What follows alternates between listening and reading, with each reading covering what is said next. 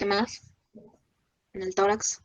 Pues ahí, doctora, Los también ya en movimientos de la inflexión y auscultación. ampliación. Ok, ya dijimos. ¿Qué más? La auscultación cardíaca en búsqueda de soplos o de algún agregado y en el patrón ventilatorio. Ujú. Sí, exactamente. La auscultación es muy importante, ¿verdad? Auscultar bien los ruidos cardíacos y pues los campos pulmonares. Ujú. ¿Qué más? La simetría de las pezones. Ok, también, igual que no tengan supernumerarios, ¿verdad? Ah, eso. Ujú. ¿Qué más? Pectus excavatum. Otra malformación, ¿verdad? Como el pectus excavatum. Muy bien. Entonces, de ahí que sigue el abdomen. ¿Qué le vamos a buscar en el abdomen? Pues también que sea cilíndrico, simétrico, las paredes, blando, que tensiones, megalias, hernias.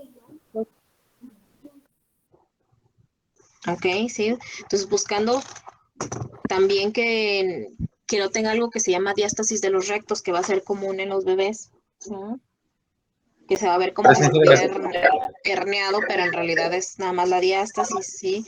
Igual cuando hernias, Que no haya intencionadamente. infección a nivel del cordón umbilical. Ajá, exactamente, El que no tenga tamaño ni del, sangrados. ¿Del qué? El tamaño del hígado y del vaso, o sea, que no haya visceromegalias. Ajá, El exacto, cordón umbilical ¿verdad? que tenga 2 arterias y una vena. Ujú. Entonces en el cordón también pues hay que ver que no tenga algo que se llama un falocele, ¿verdad? Ujú. Y sí, Sí, también. obviamente la gastrosquisis pues esa es más evidente, ¿verdad? Pero también cuando están haciendo pues también tenemos que ver eso. ¿Qué más? Pues el hígado. ¿Hasta cuánto mide? 2 a 3 2 centímetros por debajo del centímetros. reborde costal. Ajá, 2 centímetros por debajo del borde costal. ¿Qué más? El vaso. Sí es palpable en el 10% de los recién nacidos. Ujú. Entonces, pues es una cantidad muy poca. En realidad no debe de ser tan palpable, ¿verdad? ¿Qué más le van a buscar ahí en el abdomen? La presencia de masas, ¿verdad? Que no tenga masas abdominales. La auscultación, también tengo que auscultar la peristalsis. ¿Qué más? ¿Qué sigue? Genitales.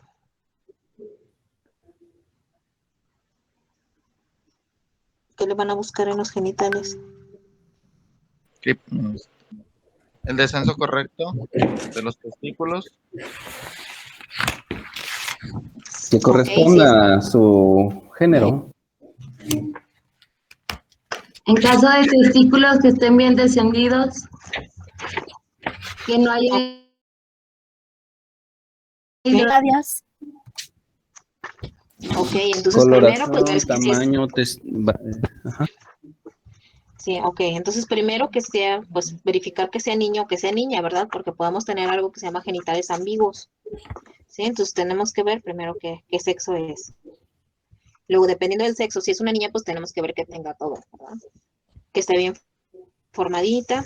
Igual si es niño, por ejemplo, si es una niña, pues ver que no tenga a lo mejor, porque se acuerdan, bueno, lo vamos a ver más adelante en algo que se llama hiperplasia suprarrenal congénita que me puede generar o genitales ambiguos o una virilización de la niña, ¿verdad? Entonces tiene que estar, sí tiene que parecer niña, ¿verdad? Y si es niño, pues ahí sí le tenemos que buscar intencionadamente, pues, dónde está el medio urinario, ¿verdad? Porque acuérdense que hay algo que se llama hipo o epispadias, ¿sí? Los testículos que estén descendidos, ¿qué más? Ajá, El ¿qué tamaño también del más? pene, fimosis, pues sí. Ujú, exacto, sí, entonces ahí mismo valoramos la permeabilidad anal, ¿sí?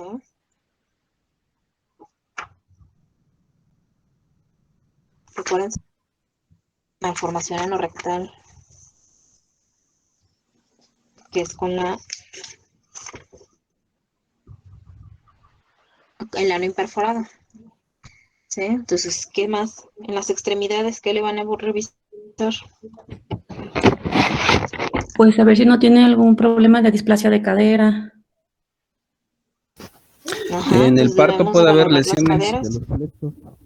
Hacer la prueba de También, ¿verdad? Bartolomé, de Barlow. Barlow y Ortolani, Ajá. ¿sí? De cadera. Sí, puede ser que estas estén negativas, pero si siento crépitos, pues también es un signo de que puedan tener displasia del desarrollo de cadera. Sí, acuérdense, la simetría de los pliegues también. Ya más Los pulsos adelante, deben de estar pues, presentes ajá, y sí, entonces debemos de sincronos. valorar los pulsos, también debemos de valorar, pues, que se muevan simétricas las extremidades, ¿verdad? Es Tenga Que los dedos estén completos. malformaciones, de Si hay dedos polidactilia, en cada extremidad. identificar descartar parálisis polidactilia. braquial. La forma Exacto, de los polidactilia. pies, como pie Ajá, equino, metatarso que no tenga aducido, pie equino. talocalcáneo.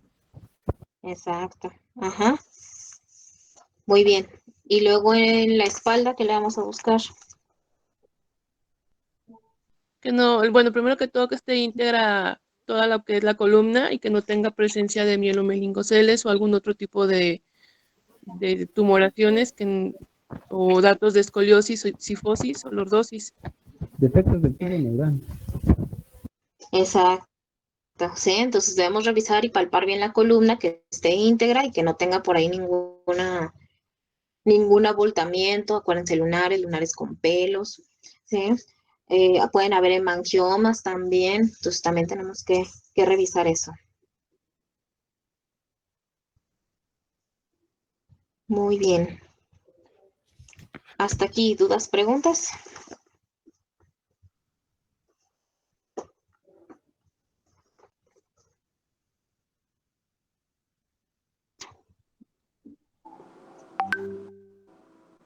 Sí, doctora, que continúe. Muy bien, adelante entonces, Mónica.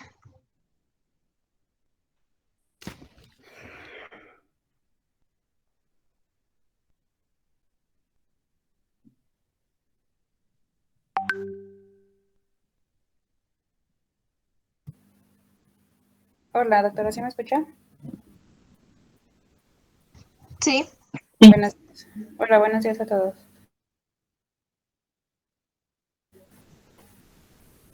Ay, ya lo tenía, pero es que tenía cancelado el sonido. Permítame un segundo. sí, adelante.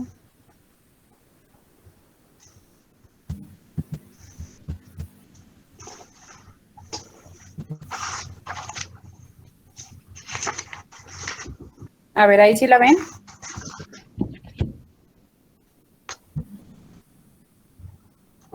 No, no.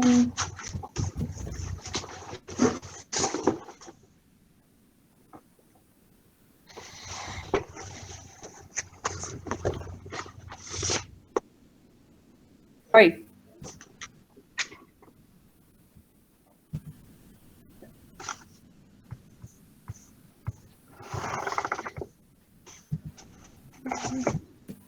Ahí. Sí, ¿verdad?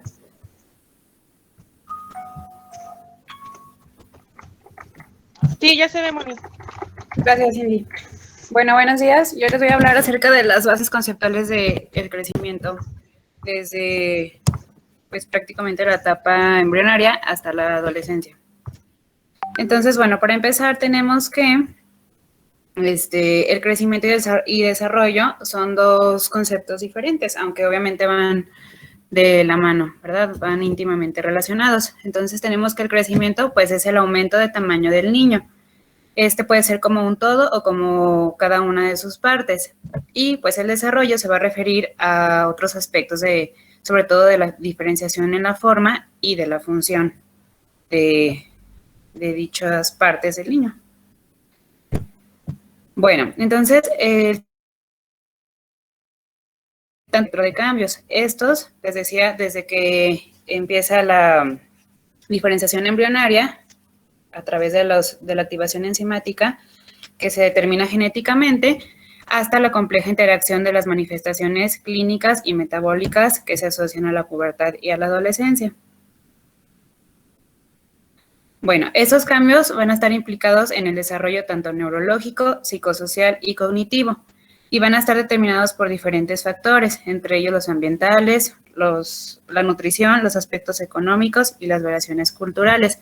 Todos estos factores van a desempeñar un papel importante en estos procesos, porque obviamente pues no va a desarrollarse igual un niño que no tiene la nutrición adecuada o que está en que tiene un factor ambiental que no es adecuado para su desarrollo, o que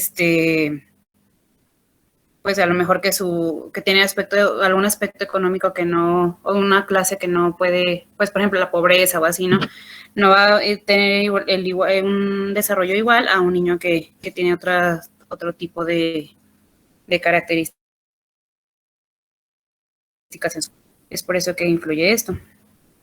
Bueno, ¿cuál es el objetivo de esta plática? Pues que nosotros estemos familiarizados con los patrones normales de crecimiento y de desarrollo para de esta forma conocer de forma temprana las desviaciones si es que existen. Y bueno, a menudo estas variaciones son las primeras manifestaciones clínicas de un trastorno subyacente que obviamente va a precisar atención, va a necesitar que lo identifiquemos, que lo tratemos y si sale de nuestras manos, pues que lo derivemos.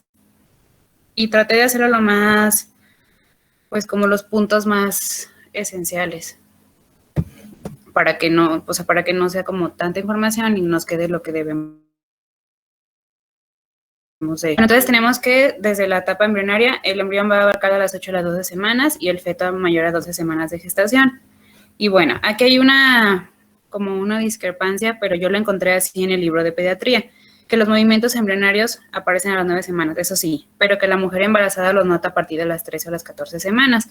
En los libros de gineco nos dice que los movimientos fetales se perciben a partir de las 18 a las 20 semanas, o en mujeres que ya han tenido varios embarazos, como a las 15 o 17. A las 8 semanas el embrión va a tener una forma humana y va a pesar aproximadamente 1 gramo y va a medir 1.7 centímetros. Esto pues lo comento porque generalmente nosotros no tenemos en el consultorio de medicina familiar pues un ultrasonido para poder realizarlo a las mujeres embarazadas, ¿verdad? Pero cuando lo derivemos o cuando les pidamos un ultrasonido, si está dentro de estas semanas, que no creo porque casi nunca llega nadie a esta semana a checarse, pero bueno, puede haber la excepción, sepamos más o menos cuánto pesa y cuánto mide el embrión, perdón. Bueno, a las 16 semanas de gestación va a pesar alrededor de 100 gramos y va a medir 17 centímetros de longitud, y a las 28 semanas ya alcanza 1 kilo y va a medir aproximadamente 38 centímetros. El aumento del tamaño del feto durante el primer trimestre se va a deber prácticamente al aumento del tejido celular subcutáneo y de la masa muscular. Aquí les dejé una tablita para más o menos ir sabiendo cuál es el crecimiento adecuado del embrión y luego ya del feto, perdón. Entonces ahí podemos ver en semanas cuánto va a pesar y el tamaño aproximado que debe de tener, ¿sí? Entonces ahí está desde las 4 semanas hasta las 40 semanas. Y aquí pues bueno, obviamente tenemos cómo se vería un embrioncito y ya cuando se ve cuando es un feto, y abajo el tamaño aproximado dependiendo de las semanas de gestación. Bueno, tenemos que los movimientos respiratorios van a aparecer alrededor de las 18 semanas de gestación y el surfactante pulmonar se va a detectar a partir de las 20 semanas de gestación. El desarrollo alveolar no suele permitir la supervivencia antes de las 24 semanas, ¿sí? Y pues bueno, ya sabemos que de las 24 a las 34, en caso de que existiera la amenaza de un parto lactante pulmonar. La determinación del sexo lo podemos realizar al finalizar el primer trimestre. Y bueno, para recordar, pues aquí que es el surfactante, pues es una sustancia tensoactiva que se va a producir por los neumocitos tipo 2. Recordemos que estos van a recubrir los alveolos y su función es el intercambio, facilitar el intercambio de los gases respiratorios en los pulmones. Este va a permitir que los alveolos permanezcan abiertos durante la respiración a través de una tensión, y esto va a facilitar la entrada de oxígeno en la circulación sanguínea. Entonces está compuesto en un 80% por fosfolípidos, 10% por proteínas y 10% por lípidos. Y bueno, entonces la ausencia o deficiencia del surfactante se va a asociar con cuadros de síndrome de distrés respiratorio y pueden ser de gran severidad. Y el surfactante está presente en suficiente cantidad en los pulmones a partir de la semana 36. Sin embargo, hay situaciones que van a retrasar su aparición, por ejemplo, la diabetes materna, un hidrops fetal o una eritrobastosis fetal.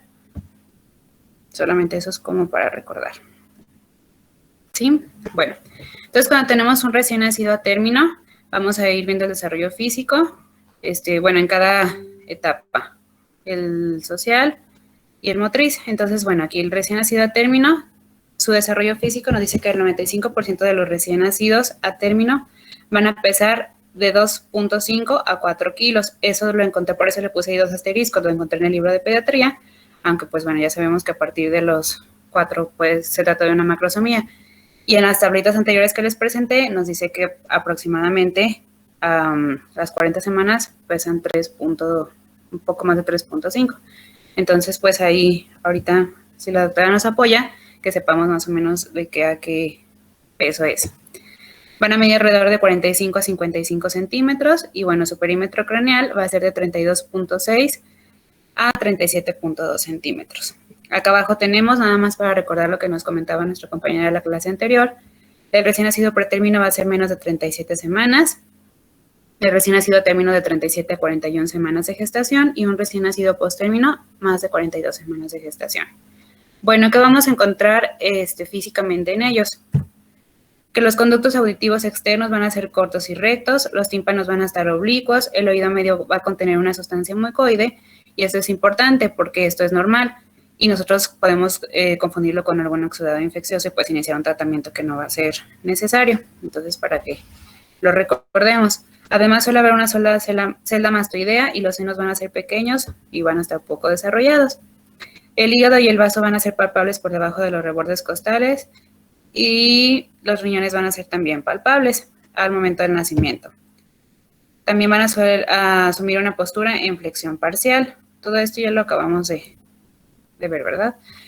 Bueno, en cuanto a la fisiología, la frecuencia respiratoria para un intercambio gaseoso adecuado va a ser de 35 a 50 por minuto.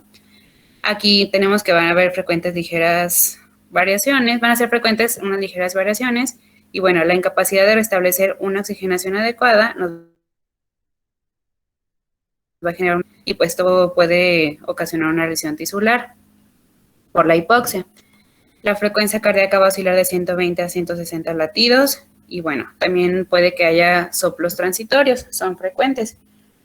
La respuesta al hambre, que ya lo vimos, que es el reflejo de succión, esta va a estar presente. Y bueno, aquí tenemos que la sensación del hambre durante la primera semana es irregular. Después ya se va a hacer un poquito más frecuente, cada 2 o 5 horas va a querer el bebecito comer. ¿Sí? Entonces, pues, eso ya lo vimos, lo hemos estado revisando en las clases anteriores, ¿verdad? Que cada cuánto es necesario pegárselo, cada cuánto es necesario dejarlo en cada seno, si se le está dando lactancia materna. Bueno, en cuanto a las evacuaciones, tenemos que las primeras heces, que es el meconio, van a expulsarse durante las primeras 24 horas. Y aquí está una foto de cómo vamos a ver el meconio, así que es un color negro y es viscoso. Alrededor del tercer a cuarto día, ya que se estableció la alimentación láctea, van a comenzarse a eliminar heces marrón verdoso, que son las de transición. Y esto, bueno, puede tener algunos grumos de leche. Y aquí es muy común, sobre todo, bueno, en las de transición, que llegan las mamás, que está haciendo verde, y es que estoy preocupada y que tiene diarrea, entonces hay que explicarles desde el inicio, sería importante, que sus evacuaciones van a ser así, para que no se preocupen. Las deposiciones marrones típicas van a aparecer tras un nuevo intervalo de 3 a 4 días y van a estar relacionadas con la frecuencia y la cantidad de leche.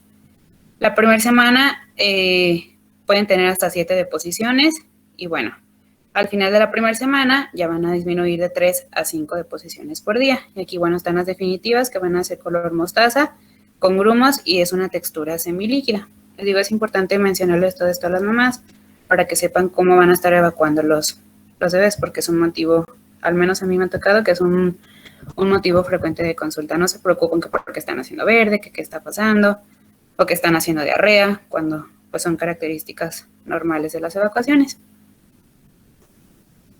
Bueno, la temperatura de recién nacido va a descender transitoriamente y luego se va a restablecer a las 4 u 8 horas.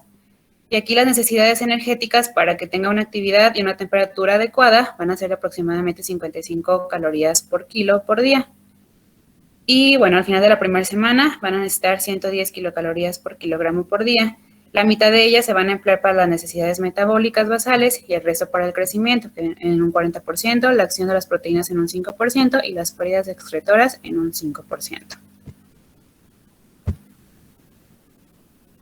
Bueno, el líquido extracelular va a constituir el 35% del peso corporal del recién nacido. Entonces, durante los primeros días se va a producir una pérdida de líquidos, que va a ir del 6 al 10% para que sea normal. Una pérdida excesiva y una ingesta escasa, pues bueno, nos puede ocasionar fiebre y deshidratación. Los requerimientos hídricos orales del recién nacido después de los 7 días de vida van a ser de 120 a 150 mililitros por kilo por día. Y la mitad de esta cantidad va a ser necesaria para la formación de orina y el resto para las pérdidas insensibles. También tenemos que la tasa de filtración glomerular y la producción de orina van a ser bajas durante los primeros días de vida, pero después van a ir aumentando poco a poco. Y durante la primera semana podemos encontrar proteinuria y la orina puede contener uratos que tiñen el pañal de rosa. Esto también es importante porque también va a ser una causa, puede ser una causa común de visita al médico, ¿no? Y sobre todo nosotros que vamos a tener el control del niño sano. Entonces, hay que explicar a los papás, pues, que se trata de un proceso normal. Bueno, siempre y cuando veamos nosotros también las características de cómo se está tiñendo el pañal, que no vaya a ser una hematuria franca, que nos hable de una infección. Entonces, explicarles que la orina está concentrada, que los bebecitos están, pues no tienen, por así decirlo, la ingesta adecuada y por eso se concentra un poquito más la pipí.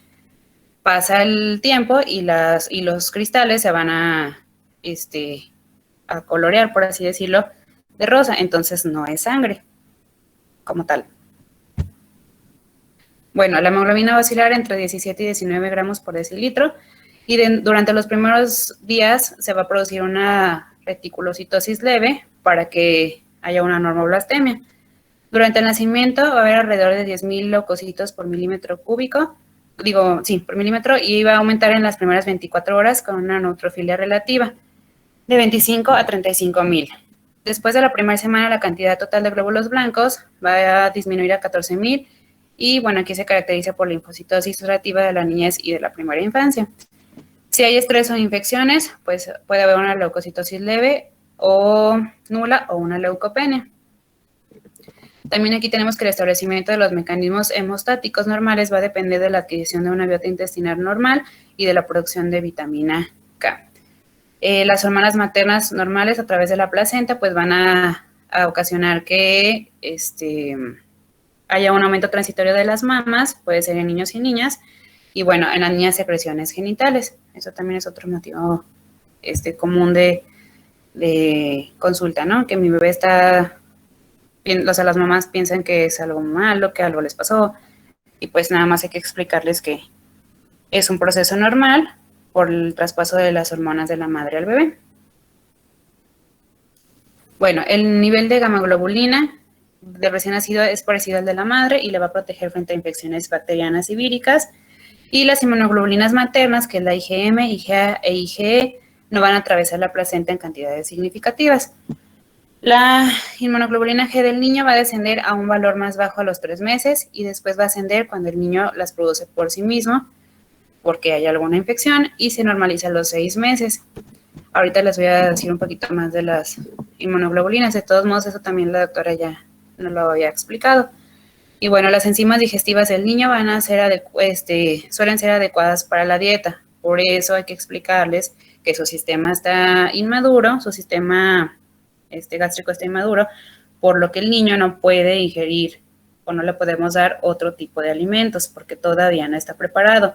Ningún alimento sólido y, bueno, de preferencia ningún sucedáneo, ¿verdad? Mucho menos leche para adultos. Y bueno, al nacer la capacidad es de 30 a 35 milímetros y su intestino va a contar con pocas enzimas y vellosidades. Esto es también muy importante que se lo comentemos a los papás, para que no se les vaya a ocurrir, porque pasa, que den otro tipo de alimentación a los bebés. Bueno, aquí tenemos nada más para recordar que las inmunoglobulinas, la IgA, por ejemplo, su ausencia es la principal causa de inmunodeficiencia. Esta va a estar presente en secreciones como saliva, muco, leche, igual que las mucosas, y bueno, esta va a conferir una inmunidad pasiva adquirida al recién nacido a través de la lactancia materna. La IgM, que es el primer tipo de anticuerpo sintetizado en respuesta a alguna infección, o sea, en un proceso agudo, y es el más eficaz para activar la vía clásica del complemento. La IgE es de alta afinidad, es un mediador de procesos alérgicos y, bueno, va a tener una defensa contra parásitos. La IgT, que es un marcador de la maduración funcional de los linfocitos B, y la IgG, que bueno, son anticuerpos de mayor concentración sérica. Estos iban a atravesar la barrera placentaria, van a conferir una inmunidad pasiva natural al feto y se van a generar después de que hay después de que se produce la IgM por alguna infección antigua. O sea, esto va a ser como el marcador de que ya hubo una infección. En cuanto al desarrollo neurológico, bueno, tenemos que recién nacido puede interaccionar con el ambiente y tiene una organización neurológica compleja. ¿Por qué? Porque ya durante los 9 meses que estuvo en el útero de la madre, que se estuvo gestando, pues ya su cerebro se desarrolló, ¿verdad? La calidad de la conducta que se puede obtener en un recién nacido, pues esto va a depender mucho del grado de alerta de un niño. Ahorita les voy a explicar pues como algunas pruebas, una prueba que se hace para determinar cómo se encuentran los niños, si necesitan algún apoyo. Y bueno, pero esto tiene mucho que ver con el grado de conciencia del niño. Entonces tenemos que hay 6. Si está profundamente dormido, si está dormido con movimientos oculares rápidos, si está somnoliento, si está alerta y tranquilo. Aquí es cuando el niño es capaz de tomar parte de las interacciones más complejas y de mayor interés con el medio que lo rodea. Entonces lo ideal sería hacerlo en este estado. Si el niño está despierto y activo y si el niño está en estado de actividad intensa y llorando. Bueno, entonces el neonato es un ser competente y activo y es capaz de responder a los estímulos de su entorno. Al nacer, los recién nacidos a término pueden fijar los objetos, pueden seguir los movimientos, pueden prestar atención especial a figuras con el rostro humano. Y bueno, les decía que esto se debe a los estímulos que se recibieron durante los 9 meses previos. Lo que les decía ahorita es lo de la escala de Braselton, que se desarrolló por un pediatra en 1973. Va a medir la calidad de respuesta del niño y la cantidad de estimulación que necesita. Eso es lo que les decía, que para realizarla debe lo ideal es que se encuentre alerta y tranquilo, ¿sí? Porque obviamente pues si está llorando, o sea, si está en un estado de actividad intensa llorando, pues no vamos a poder evaluarlo. Bueno, un aspecto básico a tener en cuenta durante todo el proceso de la evaluación, o sea, al realizar la escala de Braselton, es la observación de sus niveles de conciencia. El cambio de estado es un recurso que va a utilizar el neonato para controlarse y hacer frente a las demandas de su entorno. A su vez, bueno, los estados son el punto de partida de todas las observaciones que se hacen durante el examen. Entonces, tenemos que también tener en cuenta que el bebé va a pasar por todos estos estados de conciencia. Bueno, esta escala de Braselton tiene 35 ítems conductuales y 18 reflejos. Está indicada para la detección de déficit y la identificación de las capacidades emergentes del neonato. Y bueno, se realiza si encontramos alguna alteración, pues para iniciar una intervención temprana. Aquí va a medir 4 parámetros. El primero es el sistema nervioso autónomo, que va a integrar las funciones básicas del organismo, como la regulación de la respiración y de la temperatura. Aquí vamos a incluir los temblores, los sobresaltos, la labilidad del color de la piel. El segundo punto es el sistema motor. Va a medir las reacciones motoras.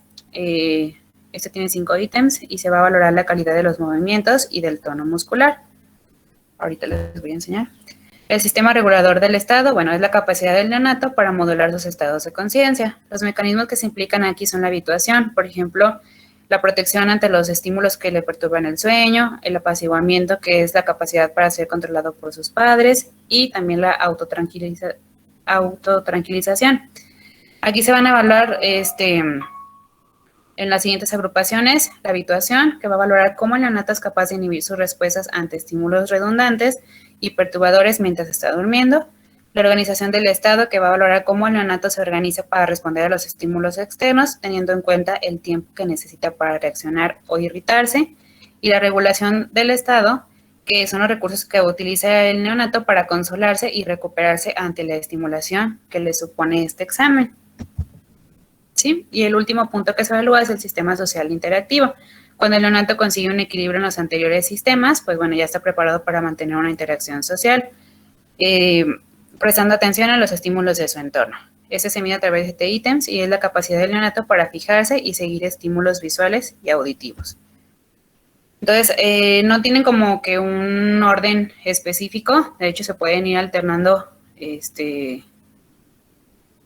por ejemplo aquí miren, el factor aquí, uno es el sistema nervioso autónomo y motor, y luego podemos hacer uno de habituación, y luego otro de organización del estado, y luego otro de regulación del estado, o sea, se pueden ir alternando dependiendo. Por ejemplo, mande. Una cosa, ya se va a cerrar esta sesión. Les voy a pasar el link para la siguiente para detenernos aquí un poquito y cambiarnos de sesión. Sí, está bien, doctora.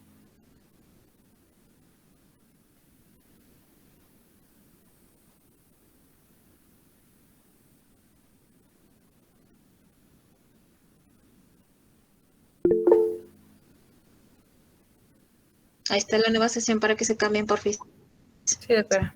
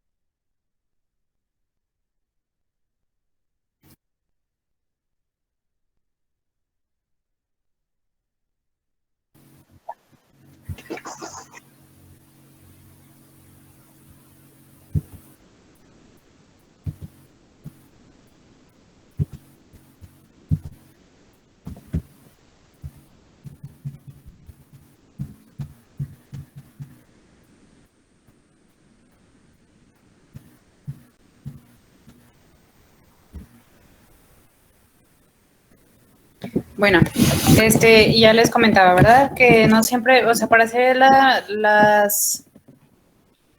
exploración de estos diferentes parámetros, o sea, no se tiene que seguir un orden como tal. Podemos empezar, por ejemplo, con el sistema nervioso autónomo y el sistema motor, y luego hacer algo de habituación, y luego organización del estado, después volver a valorar. O sea, obviamente si estamos valorando el sistema nervioso autónomo, pues lo completamos, el de habituación y luego el del sistema motor. Así lo podemos ir haciendo. Entonces, por ejemplo, aquí en cada uno de los parámetros tenemos los ítems que se exploran. Por ejemplo, en el sistema nervioso autónomo y sistema motor, pues los temblores, los sobresaltos, estos números que están aquí, 25, 26, 27, son los números de los ítems. Por eso los van a ver como en desorden.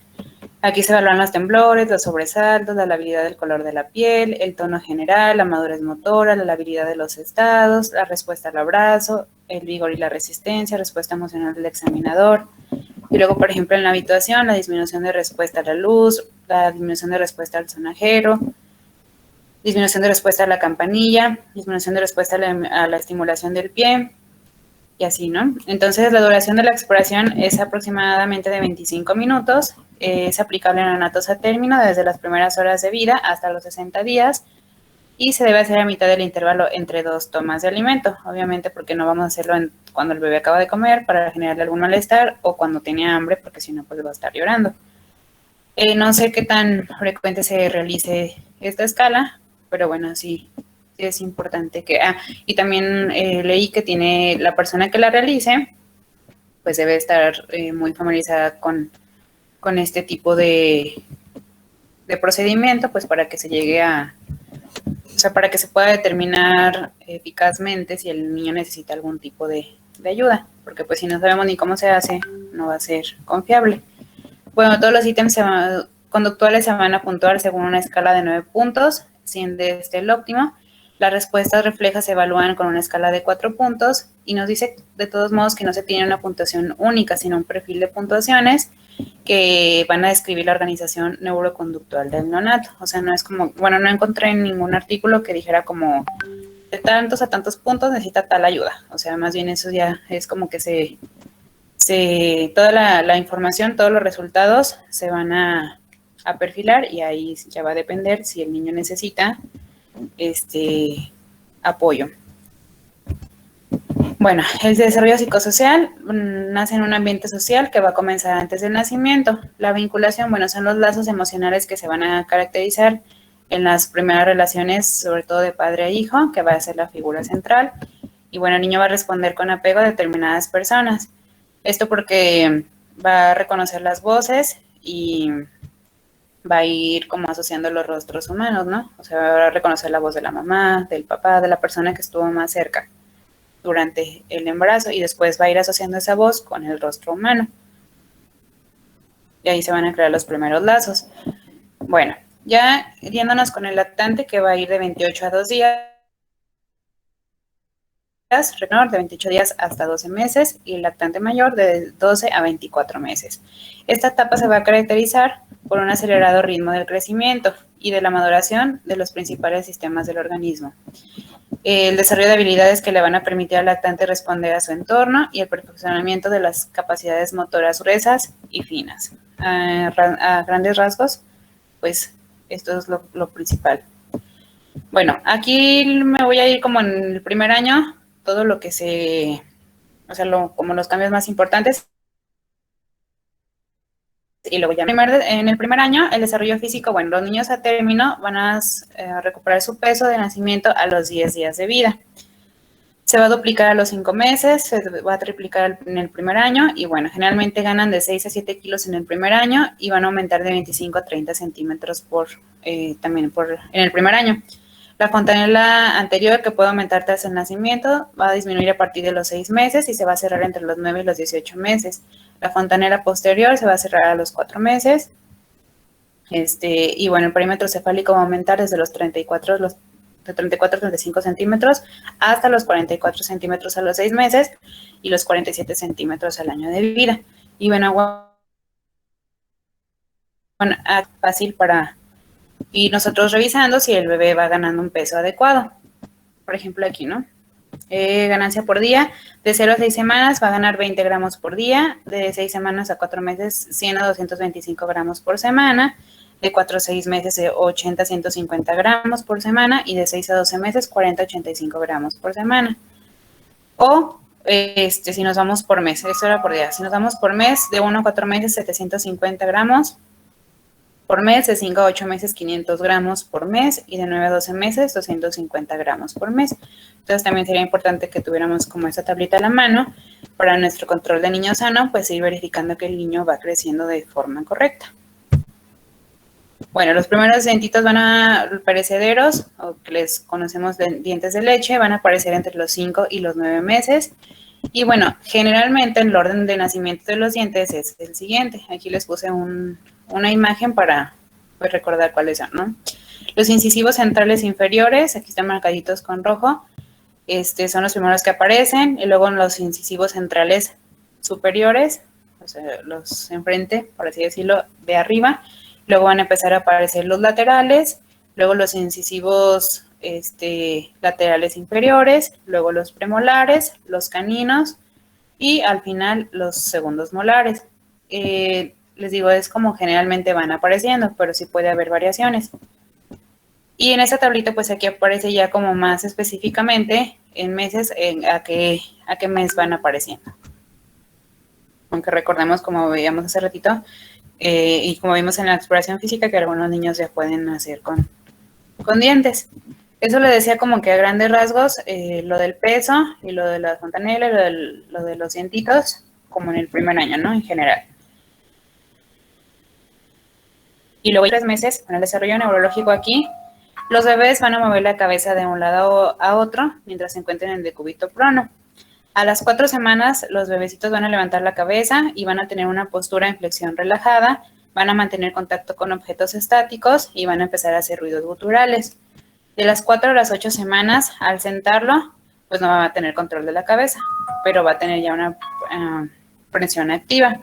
A las 12 semanas va a empezar cierto control cefálico y ya empiezan con contacto social. El desarrollo psicosocial, 6 semanas se van a sentir mejor con los conocidos, con los extraños. Les decía esto porque reconocen las voces de las personas que estuvieron cerca, papá, obviamente mamá, ¿verdad? Pero papá o abuelita, no sé, la persona que haya estado cerca de la mamá. La sonrisa social completa va a ser de las 3 a las 5 semanas. Y bueno, aquí se van a desarrollar los patrones complejos, los ritmos de alimentación, el sueño, interacción con sus cuidadores. Esto va a depender mucho de las respuestas de amor, la comunicación y la confianza de la madre y los cuidadores. Recuerden que les decía que en estas primeras se van a establecer los lazos fundamentales de los bebés, que generalmente son con los padres o con su cuidador. Bueno, de los 3 a los 6 meses, el desarrollo neurológico, aquí tenemos que a los 3 meses, sobre una superficie firme, ya pueden empezar a elevar su cabecita y su pecho. A los 4 meses van a elevar su cabeza y la van a girar de un lado a otro. De los 5 a los 6 meses van a rodar de un lado a otro libremente. Pueden empezar a sentarse solitos y se van a detener con sus manos hacia el frente. De los 6 meses a los 6 meses y medio van a coger un objeto grande y lo pueden pasar entre manos. En el desarrollo psicosocial, bueno, a los 4 meses van a reír en voz alta con contactos agradables y van a mostrar desagrado con los cambios de expresión. Bueno, lo van a manifestar con cambios de expresión, con protestas y con llantos. De los 4 a los 7 meses van a estar más reactivos el tono emocional de sus contactos y van a cariño. De los 6 a los 12 meses, bueno, el desarrollo neurológico aquí, a los 7 meses van a girar en decúbito prono en busca de objetos, de los 8 a los 9 meses van a sentarse sin ayuda, de los 9 a los 10 meses van a empezar a gatear o a arrastrarse. Y aquí el desarrollo psicosocial, bueno, de los 6 a los 8 meses van a empezar con la ansiedad por separación y se van a inquietar cuando la madre se ausenta. Bueno, en el segundo año el desarrollo vamos aquí, el índice de crecimiento se va a frenar un poquito. En ese año nada más van a ganar alrededor de 2.5 kilos de peso y 12 centímetros de talla. Pueden empezar a disminuir el apetito desde los 9 meses hasta los 2 años y van a perder un poco de tejido celular subcutáneo.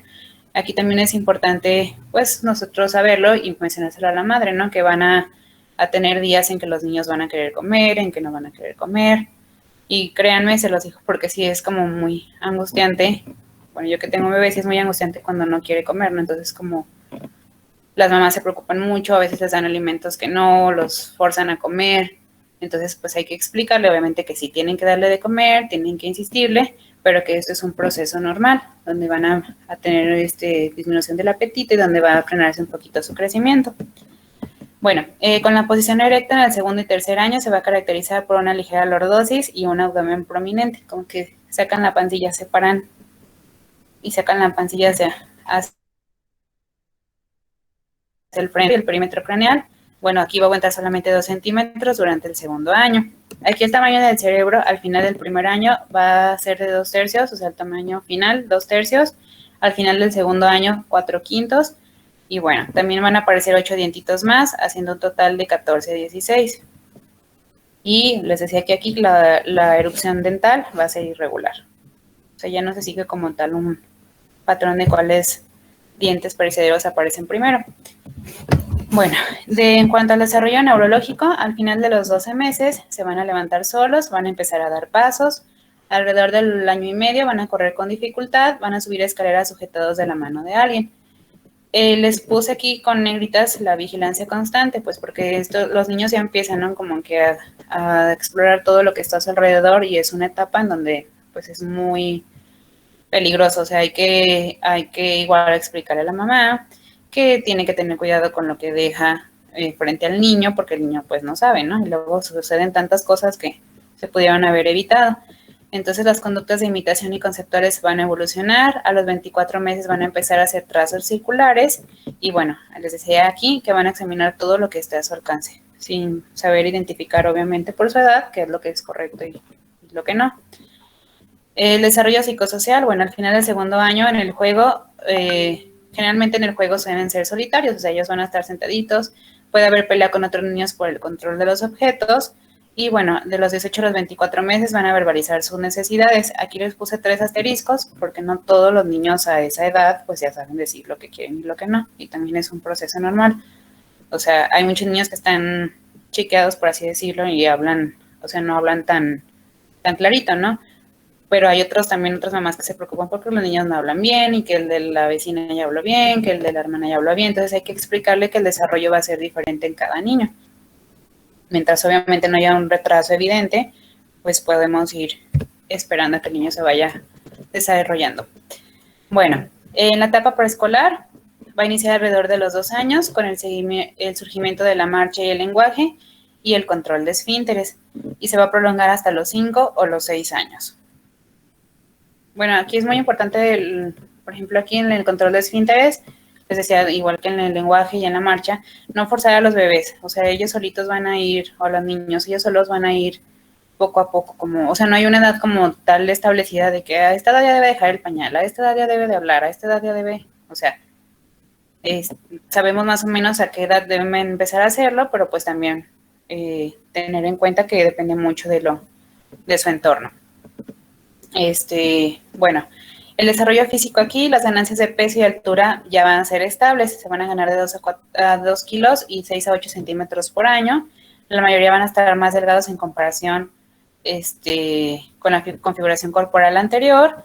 La lordosis y la protuberancia abdominal que les comentaba que hay en los 2 años, antes de los 2 años, va a desaparecer hacia los 4 años. De los 2 a los 5 años ya han salido los 20 dientes perecederos. La cara crece y se va a ensanchar la boca. En el desarrollo neurológico, a los 3 años van a alternar los pies para subir las escaleras y a los 4 años para bajarlas. Ya pueden imitar dibujos toscamente. De los 4 a los 5 años van a realizar copias de figuras. A los 5 años van a brincar sobre un pie y pueden saltar. A los 6 años pueden trasladar conceptos abstractos y estructuras. Por ejemplo, el sonido de la T en la letra T, o sea, ya van a empezar a identificarlo. El desarrollo psicosocial, bueno, a los 3 años la mayoría suelen decir su edad y decir si son niñas o niños. De los 4 a los 6 años van a buscar modelos adecuados y van a asumir el hábito del pensamiento, del sentimiento y de la acción, que van a representar fantasías del futuro. Por ejemplo, que juegan a ser padres o que juegan a determinada profesión. Y bueno, aquí también son frecuentes los juegos sexuales. En la edad escolar, se va a extender de los 6 a los 11 o 12 años. Es una etapa en la que el niño va a aprender sobre el mundo exterior y donde cada vez se va a ir haciendo independiente de sus padres. Se va a desarrollar una conciencia o sentido de responsabilidad, sobre todo en temas que para ellos son importantes. Bueno, el desarrollo físico es un periodo de crecimiento que aquí ya es constante. Va a finalizar el acelerón de crecimiento en el preadolescente alrededor de los 10 años en las mujeres y los 12 años en los hombres. La ganancia de peso va de los 3 a los 3.5 kilos y 6 centímetros por año, alrededor de 6 centímetros por año. El perímetro cefálico va a aumentar 1 pulgada entre los 5 a los 12 años, más o menos de 51 a 53 o 54 centímetros. Y bueno, aquí es donde el momento, en esta edad es donde el momento del cerebro, más bien el tamaño del cerebro es ya como el tamaño de un adulto. Los huesos de la cara se van a desarrollar activamente y va a haber un ensanchamiento de los senos nasales accesorios. El seno frontal se va a hacer presente alrededor de los 7 años. Bueno, la primera dentición permanente va a empezar a partir del 7º año y va a obviamente comenzar con la muda con la misma secuencia que los primeros. O sea, generalmente como empezaron a salir, se van a empezar a caer y van a empezar a salir los dientes permanentes. Los segundos molares permanentes van a aparecer hacia los 14 años y durante los primeros años de actividad física intensa, pues van a enderezar su columna y el cuerpo se va a volver más flexible. Aquí los grados valgo de rodilla o de pie son leves generalmente y se van a corregir por sí solos. El tejido linfático va a alcanzar su máximo desarrollo, superando la cantidad de un adulto y bueno, son frecuentes las infecciones respiratorias de los 6 a los 7 años. En el desarrollo psicosocial, bueno, conforme pasan más tiempo fuera de casa, van a adquirir más independencia, van a buscar ciertos objetivos que para ellos son interesantes o son importantes. Aquí van a tener valores y patrones de conducta de familiares y amigos, es por eso que hay que tener mucho cuidado también a esta edad, con quién se juntan los niños, o sea, dónde se están desarrollando su entorno. Y aquí ya se empieza a desarrollar el sentido del deber y la responsabilidad. Entonces, ya puede los padres como empezar a dejarles, bueno, desde antes, pues, pero como empezar a dejarles ciertas actividades de acuerdo a la edad para que ellos las vayan realizando. Bueno, ya nada más para, recordar, tenemos aquí unas fórmulas también, ya como en general desde el nacimiento hasta los 12 años, cómo podemos determinar el peso que se tiene que ganar, o sea, el peso que tiene que tener el niño, perdón. Por ejemplo, al nacer tenemos que pesar alrededor de 3 kilos, 3 kilos y medio. De los 3 a los 12 meses, bueno, podemos sacar el peso que debería de tener el bebé idealmente con la edad en meses más 9 entre 2. O sea, si nos llega una consulta un niño, no sé, de 5 años, entonces, por ejemplo aquí, ¿no? Y queremos saber cuánto debe de pesar el niño, entonces vamos a sacar esta fórmula. Por ejemplo, si tiene 5 años, le vamos a multiplicar por 2, nos da 10, lo vamos a sumar 8 y nos va a dar 18 kilos, es lo que debería de pesar más o menos un niño. A los 9 años, acá es el inciso D, de 7 a 12 años, la fórmula es la edad en años por 7 menos 5 entre 2. Entonces son los años, 9 años, por ejemplo, por 7 nos da 63, menos 5, 58 entre 2. O sea, esto es lo que debería, 58, bueno, aquí me comí un número. Sí, 29, es lo que debería de pesar un niño. Entonces, estas tablitas también serían como importantes tenerlas a la mano para saber cuánto debe de pesar un niño. Se los puse aquí al final, les digo, porque está desde el nacimiento hasta la etapa en la que vamos ahorita. La talla, si queremos saber cuánto debe de medir un niño, bueno, al año, y tenemos más o menos 75 ya con las fórmulas que les dije al principio, y aquí de 12 a 12 años, esta es la que nos debemos como de aprender o tener presente. Es la edad en años por 6 más 77. Así vamos a sacar la estatura promedio que debería de tener un niño. Bueno, la fórmula para estimar el perímetro craneal durante el primer año, pues va a ser la longitud en centímetros entre 2 más 9.5. Y bueno, esto con una variación de más o menos 2.5. También si queremos saber, o sea, si encontramos a lo mejor, estamos explorando un niño, estamos en el que su cabeza está un poquito más pequeño o más grande, podemos sacar esta fórmula para saber cuánto es el perímetro craneal que debería de tener, aproximado para la edad. Bueno, ya ahora nos vamos a la última etapa, que es la adolescencia. Bueno, la pubertad, la adolescencia inicial o la adolescencia temprana, se puede llamar de esas tres formas, es la primera fase de la adolescencia y de la juventud. Bueno, esta se va a definir en términos de etapas de desarrollo puberal, porque van a seguir un patrón constante para los individuos de cada sexo, ¿sí? A partir de esta edad, pues ya el crecimiento va a ser como constante, independientemente de la edad cronológica. Aquí nos vamos a ir en para checar las etapas de Tanner o índices de maduración sexual, ¿sí? Los podemos encontrar así. Bueno, para ya saber cuál es el desarrollo del adolescente, del o del adolescente. En las mujeres, las etapas sucesivas se van a asociar con un aumento del contenido de la grasa corporal y los hombres pues van a hacerse más musculosos. En la mujer es grasita y en los hombres un poco más de músculo.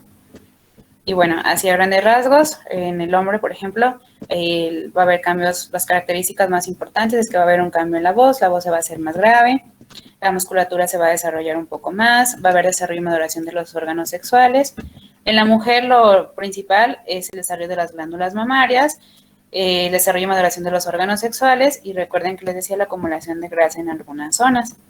En hombres es músculo, en mujeres es grasita. Bueno, la clasificación de las fases de la madurez sexual en las niñas, tenemos 5 fases. Ahorita les voy a enseñar una imagen. Es esta, miren. Pero nos vamos a ir primero por la teoría. La fase 1 es, bueno, vamos aquí en las fases, vamos a evaluar dos puntos importantes, que es el vello púbico y las mamas.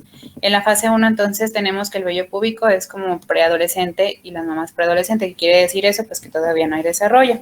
En la fase 2 o en la etapa 2, pues bueno, aquí ya empieza como que el crecimiento del vello y de las mamas. Por ejemplo, aquí el vello púbico va a estar disperso, va a estar ligeramente pigmentado, va a estar recto y bueno, está en el borde medial de los labios. Las mamas en esta fase o etapa, las mamas y las papilas van a estar elevadas como un pequeño montículo y va a haber un aumento ligero del diámetro del alveolar. En la fase 3, bueno, el vello ya suele ser más oscuro, va a comenzar a rizarse ya en mayor cantidad, las mamas y las areolas van a estar agrandadas y no hay separación todavía entre ellas el contorno. En la fase 4, bueno, el vello ya es tosco, rizado, es abundante, pero tiene menor cantidad que en un adulto. La areola y la papila forman un segundo montículo, o sea, aquí ya como que se empieza a distinguir el pezón de la areola. En la etapa 5, fase 5, bueno, ya aquí es característico en el vello púbico un triángulo femenino como el del adulto, la extensión hacia las caras internas de los muslos, y bueno, las mamas van a estar maduras, el pezón se proyecta, la areola es parte del contorno general de la mama, o sea, aquí ya está como separadito el pezón de la areola, esto ya es muy evidente.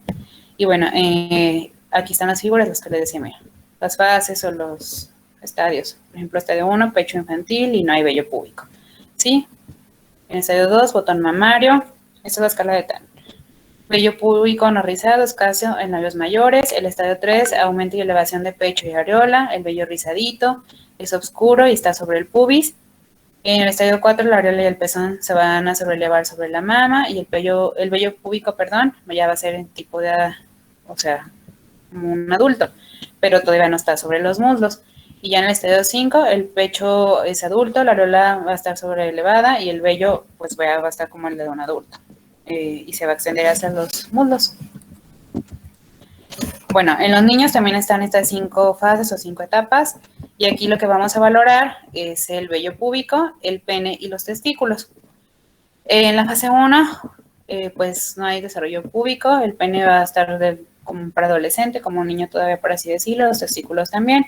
Y a partir de la fase 2, Bueno, igual el vello va a ser escaso, largo, ligeramente pigmentado. Aquí hay un ligero agrandamiento del pene y un aumento del escroto. Todavía la textura de los testículos el escroto es rosa, como rosita. En la etapa 3, pues bueno, ya está más oscuro el vello, va a comenzar a rizarse, pero todavía es poca cantidad. El pene va a estar más grande, los testículos van a estar más grandes. En una etapa 4 va a ser parecido al del adulto el vello.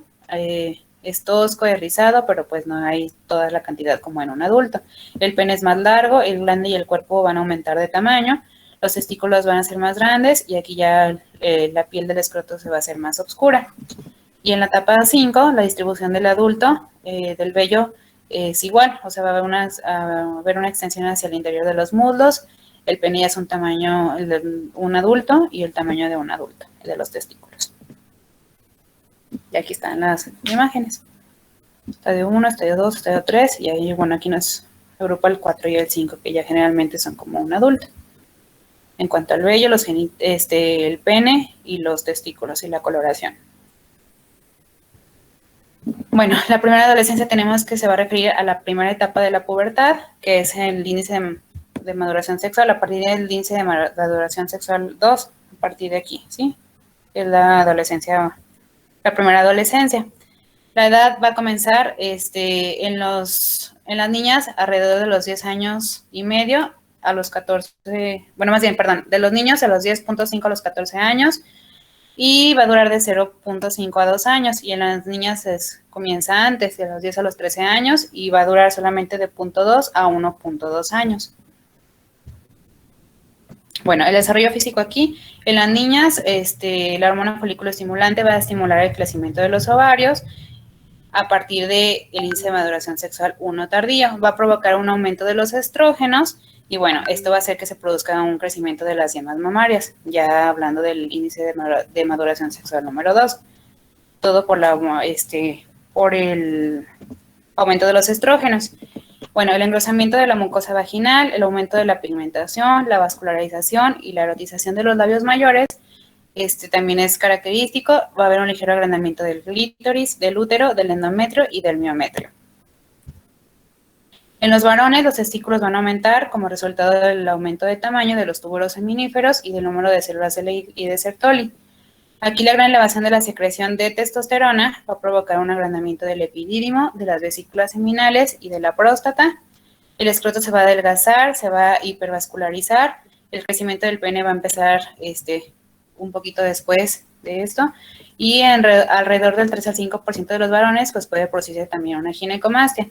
La secreción de los andrógenos suprarrenales van a ser los responsables en los dos sexos, tanto en hombres como en mujeres, del inicio del crecimiento del vello púbico y axilar. Y bueno, en los niños, en los hombres, la eyaculación va a aparecer alrededor más o menos de un año después del crecimiento testicular, y va a coincidir con la aparición del vello púbico.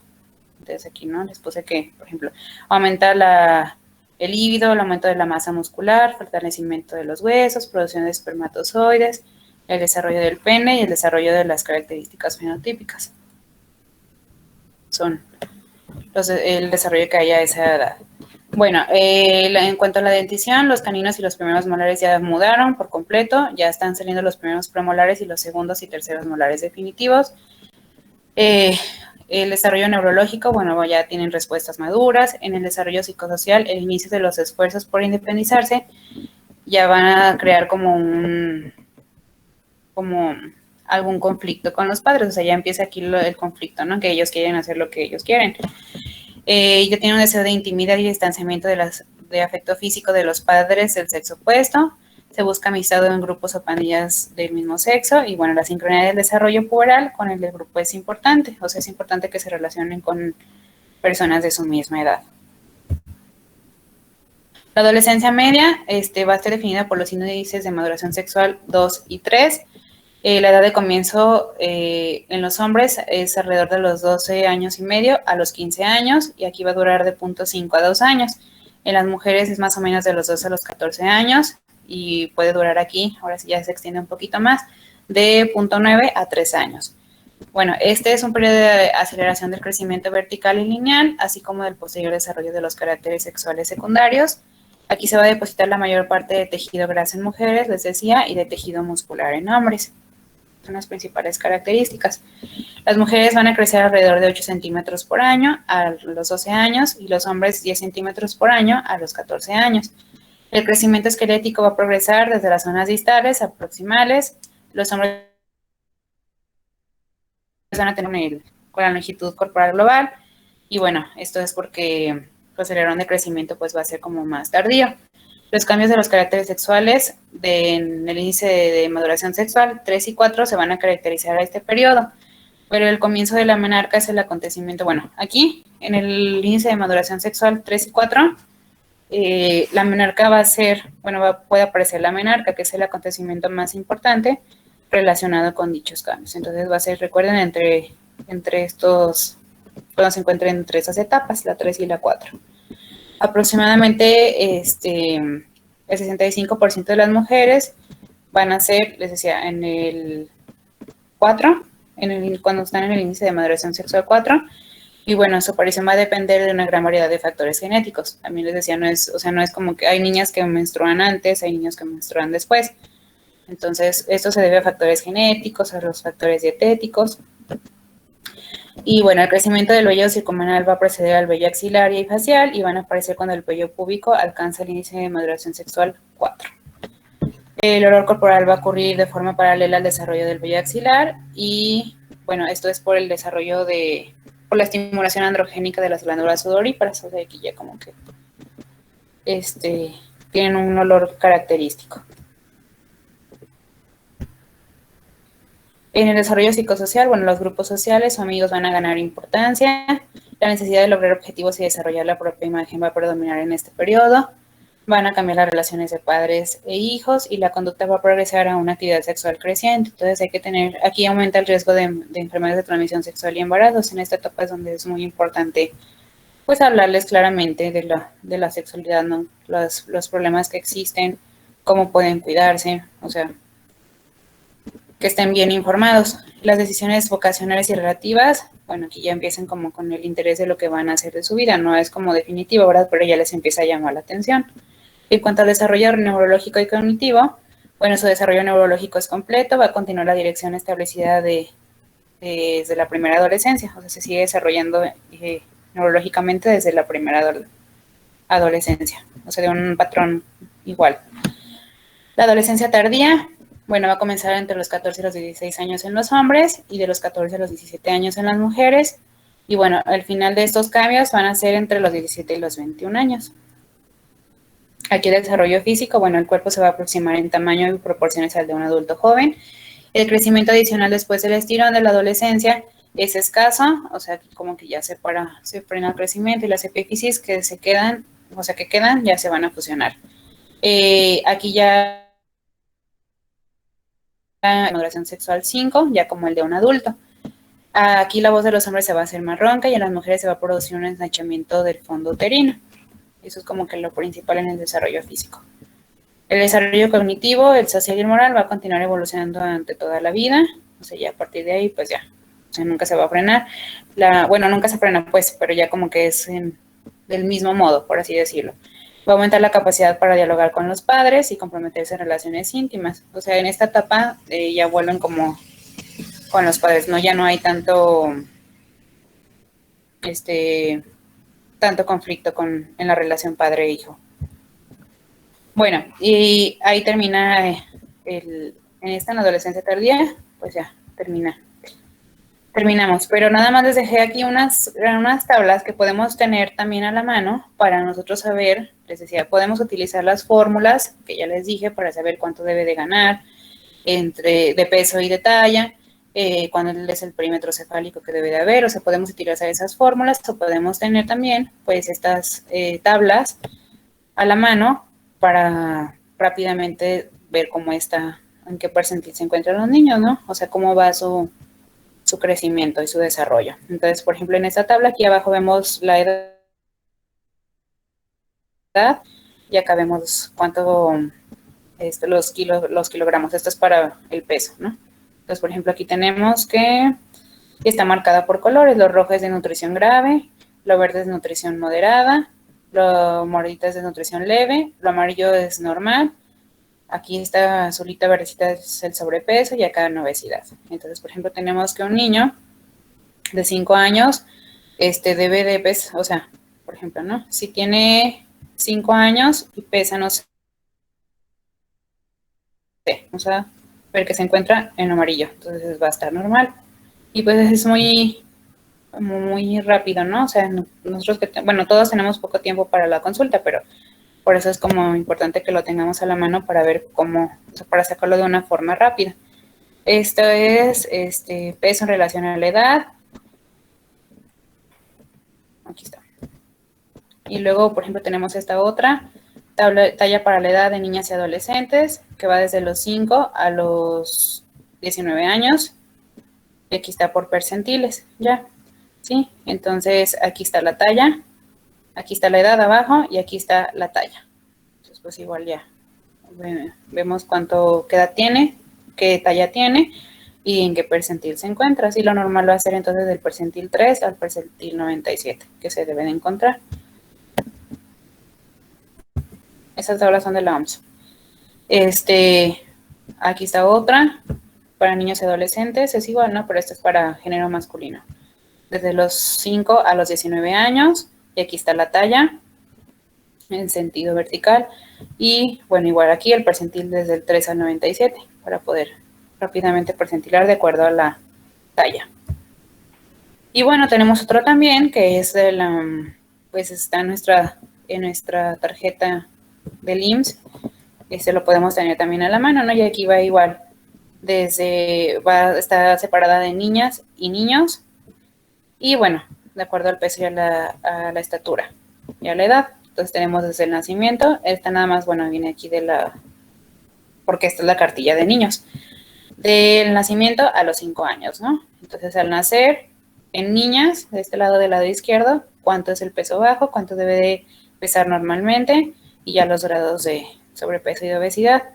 Al mes, a los 2 meses, desde el nacimiento al primer año se desglosa mes por mes, y luego ya viene 2 años, y luego viene 2 años y medio, y luego viene los 3 años, hasta los 3 años y medio, 4 años, 4 años y medio y 5 años. Entonces eso también lo podemos tener ahí para saber en qué grado se encuentra, ya sea, bueno, si está de nuestro niño se encuentra en un peso normal. Entonces, pues esas del IMSS, eso también lo podemos tener muy fácil a la mano. Y bueno, ya sería todo. No sé si tienen alguna duda.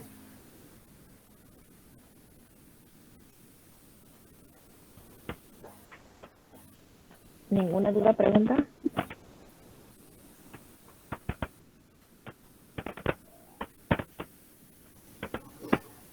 Todo bien, gracias.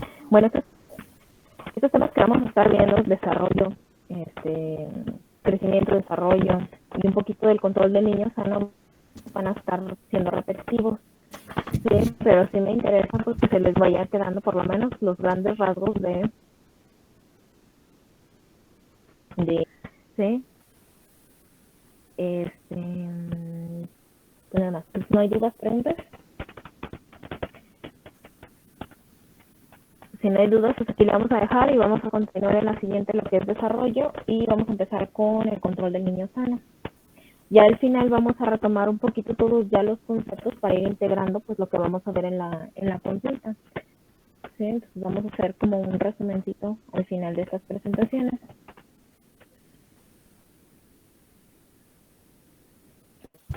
Y por último, ya modifiqué un poquito el temario.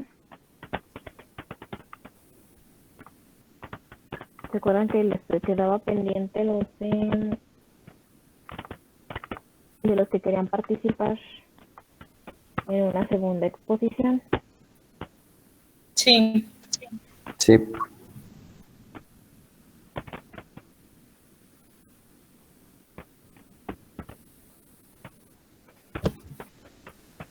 Moni, ¿crees que nos pudieras pasar tu presentación? Es que sí está muy completa y la verdad a veces en las rotaciones es lo que siempre te están preguntando y así. Sí, ahorita se las paso. Gracias. Nada. Por cierto, ya les compartí las mías, ¿sí les llegaron? Las subí al Drive.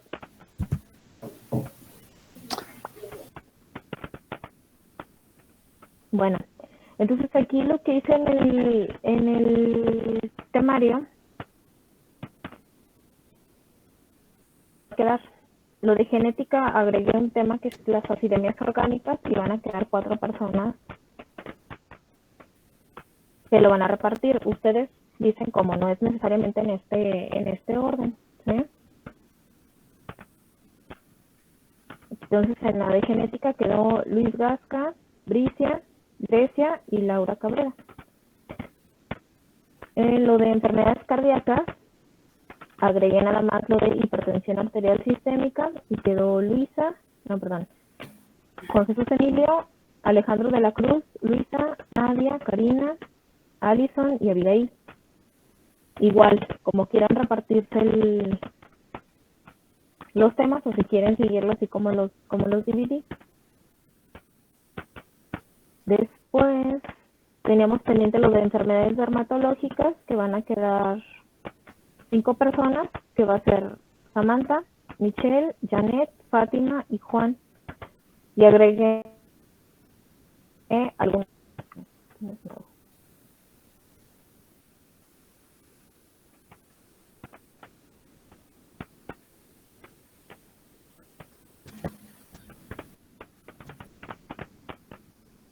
Y de los trastornos endocrinos, que son entonces Nubia, Nancy y Daniel. Y se agregó el hipertiroidismo y enfermedad de Graves.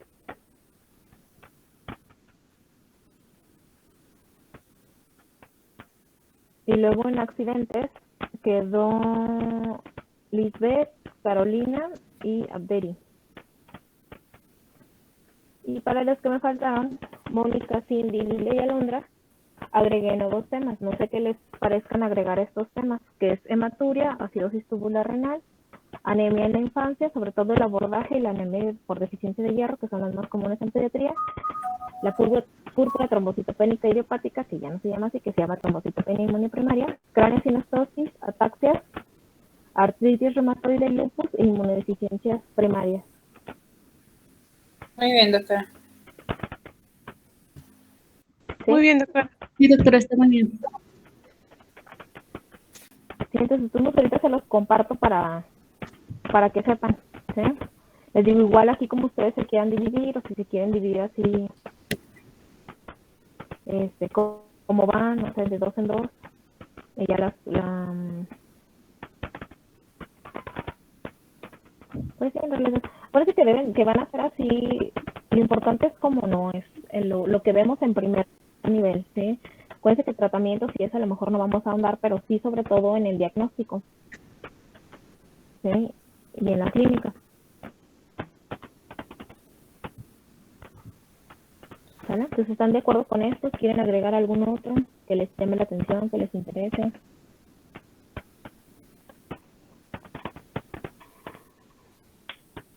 Está bien, doctora. Bueno, a lo mejor ya conforme vamos viendo, bueno, ya que ahorita lo revisemos si hay algún tema que hemos visto nosotros o que hemos tenido alguna enfermedad y que no esté ahí, pues ya le comentamos para ver si lo podemos presentar. Ok. Sí, entonces ahorita les mando a los jefes para que se los compartan, ¿sale? Sí, doctora. Entonces nos vemos el próximo miércoles. Sí, gracias, doctora. Sí, muchas gracias, doctora. Gracias también. Gracias, doctora. Gracias, doctora. Gracias. Gracias, doctora. Gracias. Gracias, doctora.